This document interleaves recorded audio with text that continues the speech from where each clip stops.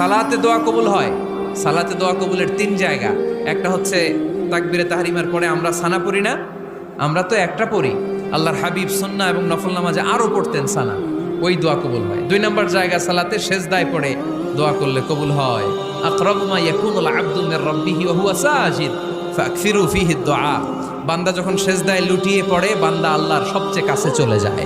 তা কিন্তু বিশ্বনবী বলে, সেজদাটা তোমার রবের কুদরতি পায়ের উপরে পড়েছে।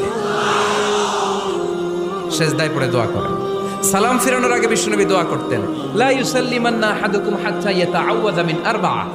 আল্লাহর হাবিব বললেন, চার জিনিস থেকে পানাহ না আছে আমার কোন উম্মত যেন সালাম না ফিরায়। তারা যেন পড়ে, আল্লাহুম্মা ইন্নী আউযু বিকা মিন আযাবিল কবর, আউযু বিকা মিন আযাবি জাহান্নাম, আউযু বিকা মিন ফিতনাতিল মাহইয়া ওয়াল মামাত, আউযু বিকা মিন ফিতনাতিল মাসিহিদ দাজ্জাল। আল্লাহ কবরের আযাব থেকে বাঁচাও, আল্লাহ জাহান্নামের আগুন থেকে বাঁচাও, আল্লাহ